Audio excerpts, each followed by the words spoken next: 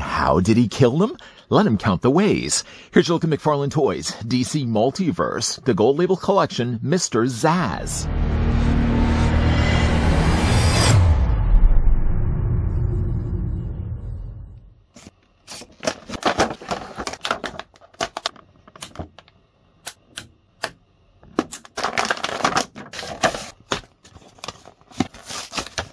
Mr. Zsasz is one of Gotham City's most ruthless serial killers. Zsasz's descent into madness began after his parents died. He gambled away their fortune at the Penguin's Iceberg Casino, and when the money ran out, the Penguin suggested he should go and kill himself. As Zsasz was just about to do that, he was attacked by a knife-wielding madman. Zsasz dispatched his assailant and experienced epiphany. Life was meaningless, but killing made everything comprehensible. He embarked on a murder spree, slaying hundreds and recording each kill with a cut on his body.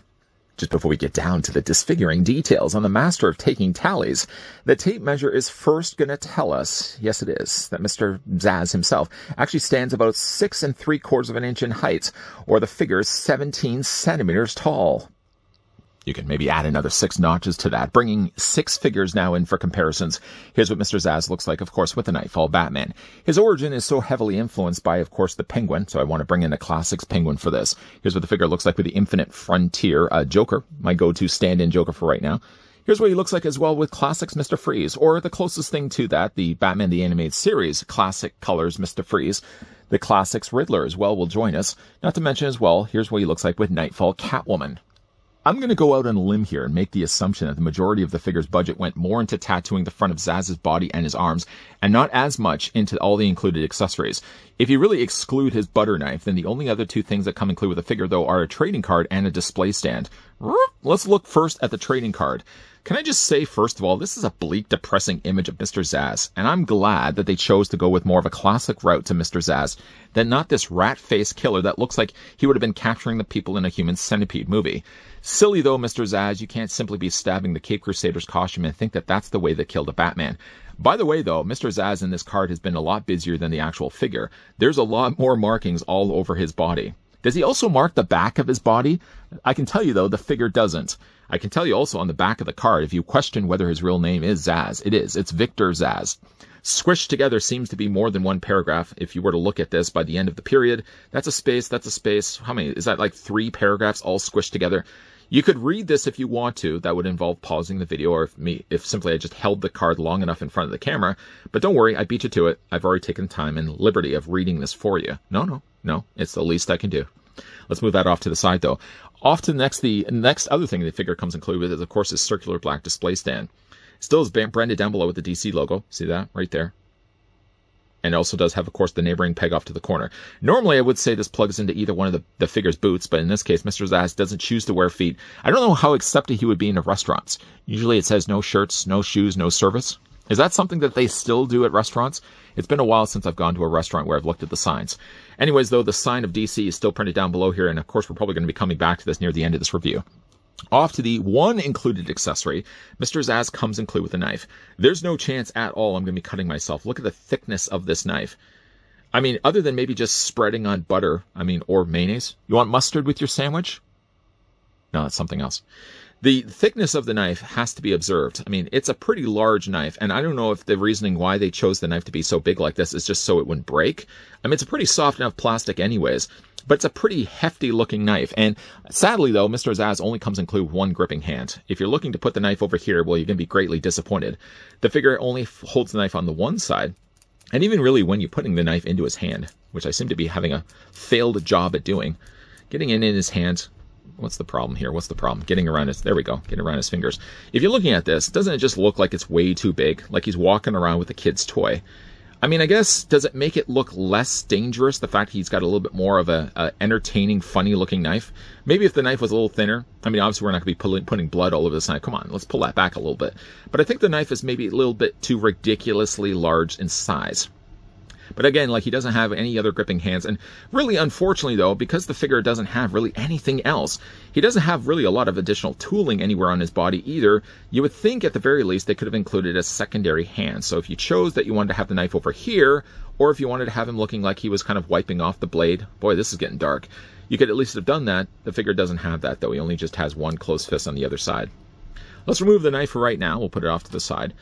Now, again, I think, speculation at least, more than anything else, I just think more the budget probably, again, went into the fact that I don't know how it really works with figures, that I know a lot of times they either can print it and press the image onto the figures, or a lot of times they have to go in there and actually tattoo that. Depending on how flat this is, I think will also dictate how easy it is to print onto a figure. You can see, though, he's got a tally mark. Now, you go only count to 4, and then, of course, the cross from corner to corner, that marks then 5. He only has it on the chest, and he only has it on the arms. He doesn't have it anywhere on the back of his body. You could really make the argument, would that be a really hard thing for him to do? If he's literally carving this onto his body, have you ever had to shave a back? This conversation's gotten really dark. If you ever had to, it's almost impossible to try to shave a back, especially if it's your own. Now, he doesn't have any of the markings on his back, unless he maybe gets somebody else to come in. Can you do me a favor? Can you just mark one marking on the back of my body? Oh, wait a minute. I think there's going to be a second one soon. And of course, the person that's going to mark it onto the back of his body is looking around right now. Well, wait a minute. The only other person that's in the room other than you is just me. And then he starts to kind of slowly back his way out of the room. So there's nothing, unfortunately, on the back of Zsasz's body. It's completely clean. I think if you were to take yourself a fairly light enough alcohol, you'd probably be able to rub off all of this. So really, other than just his pants, if you wanted to make this into a custom figure of something else, you probably could do that. Just take away all the little tally marks, and then you have yourself basically a shirtless figure. I think it's the only first and only shirtless figure we've gotten from the DC Multiverse line that you probably could customize Mr. Zsasz for another figure if you wanted to. Head sculpt standpoint, I mean, it does look really quite good. If you, again, like the look of a classic Mr. Zsasz with those pointy-looking glasses, it looks like that meme we see online where somebody does something and they're considered a gangster. And, of course, the glasses then slide on front of the character's face. That kind of looks like something's happened here. Mr. Zsasz has done something very gangster-like. Then his face is frozen. He's smiling, and then all of a sudden you got those shades sliding down the front of his face. He's got these beady little dotted eyes there on the front. They're not even so much dotted eyes, but a little bit of reflection there on the front of his glasses. These, by the way, are permanently attached to his face. There's no way to remove them. They also stick up fairly a bit on the corners, so you want to make sure that you're not clipping these, especially when you're turning the figure's head around. He's got a good smile in the front of his face. Kind of looks a little bit like Cody Rhodes.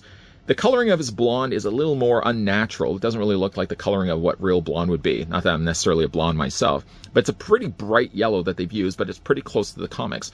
There really isn't, again, a whole lot to say about Mr. Zsasz. I mean, again, really what you're looking at for the character is more so what we're looking at right now.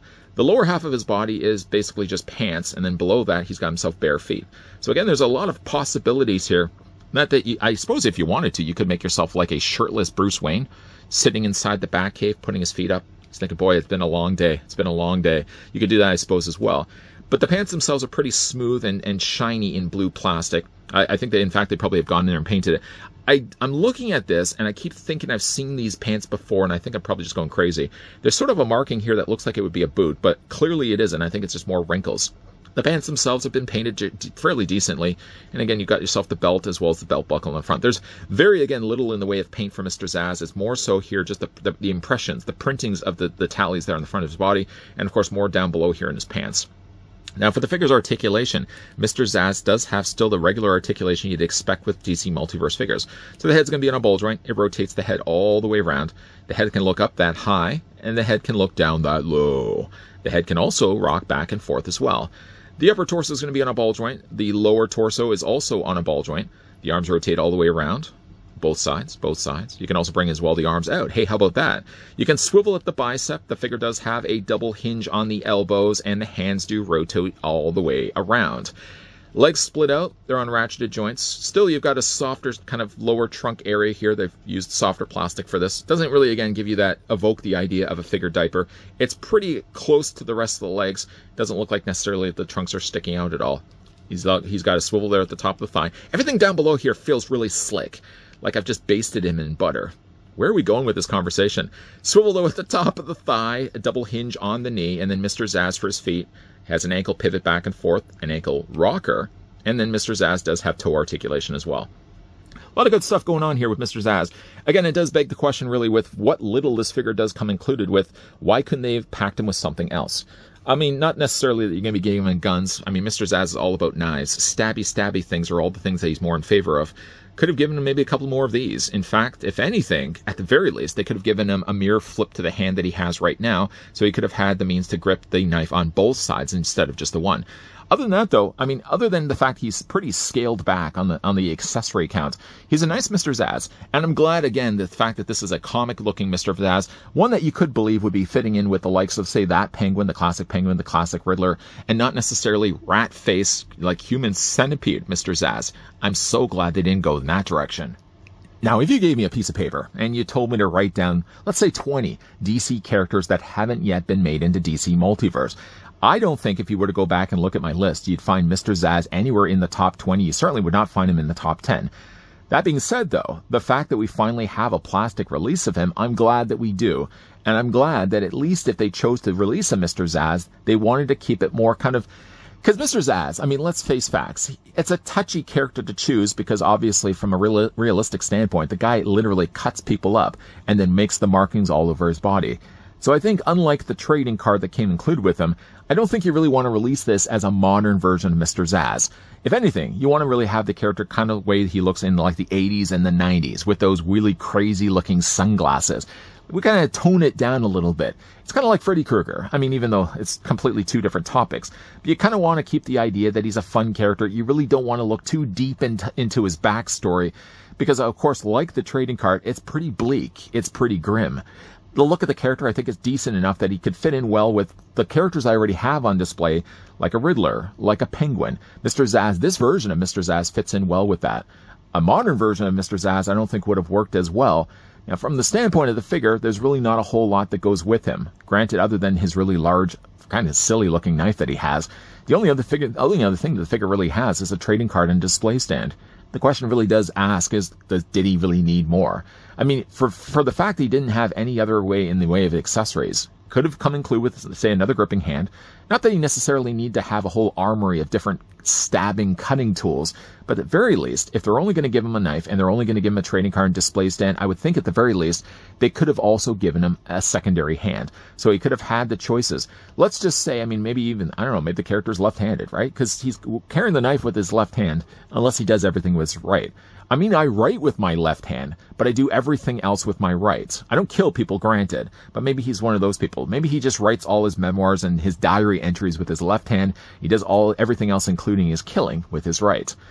What do you guys think of this figure? Let me know down below in the comments section. Are you also glad that we did get ourselves a Mr. Zsasz? And do you feel also that he's a character that doesn't necessarily need to be modernized when it comes to a figure release of him? Are you also happy that he's got a classic release? And I'm not going to tell you to write down 20, but let's just say if I was to hand you a piece of paper, or even easier, if you wrote it down at the down below in the comment section, what would you say is your top 5 character wishes that you'd like to see McFarlane release as a DC Multiverse figure? Let me know your top 5 down below in the comment section. In the meantime, though, if you guys did enjoy this video, I want to throw it a like. If you guys are loving the content you guys are seeing, and you'd like to stick around for more, if you haven't already, make sure you hit that subscribe, and if you haven't already, make sure you turn on the bell notification. And of course, as always, thanks for watching. See you guys next time.